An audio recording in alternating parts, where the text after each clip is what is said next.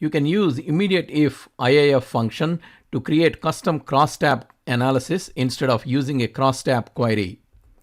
One of the advantages of creating crosstab analysis without a crosstab query is the ability to categorize and group otherwise unrelated data items. For example, let us create a query to find number of employees based on job title and age less than 45 and more than 45. On the Create tab in the Queries group, click on Query Design. Add the table Employees. Add the field Job Title. Click on Totals. The records are grouped based on job title. In the field row, right-click on an empty column and then click on Zoom in the shortcut menu. Enter this expression. IIF function returns 1 if age is less than or equal to 45, else 0.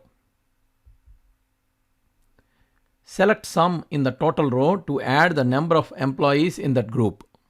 For employees greater than 45 in the next column, add this expression. IIF function returns 1 if age is greater than 45, else 0. Select sum in the total row. Run the query. The query returns two new columns, less than or equal to 45 and greater than 45.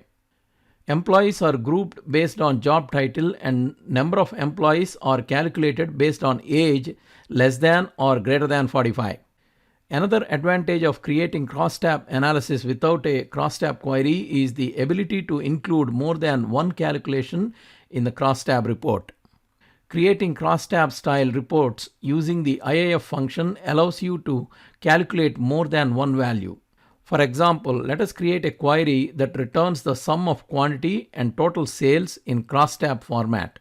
This analysis would be impossible to create in a standard crosstab query where multiple calculations are not allowed. On the Create tab in the Queries group, click on Query Design. Add the table Orders. Click on Totals. In the field row, right-click on an empty column and then click on Zoom in the shortcut menu. Add this expression, which returns the year from order date. Select Group By in the total row. The orders are grouped by year.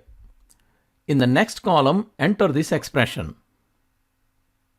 To calculate the total quantity for quarter 1, use the DatePart function to get the quarter from order date.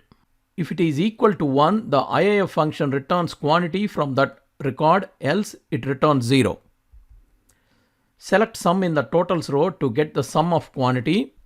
To calculate the total sales for quarter 1, use this expression. The IIF function returns total sales when quarter is 1. Select sum in the total row.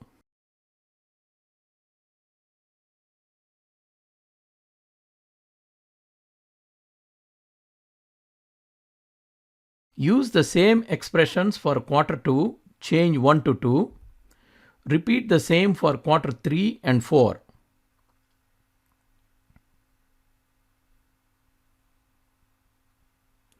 Just change the quarter numbers.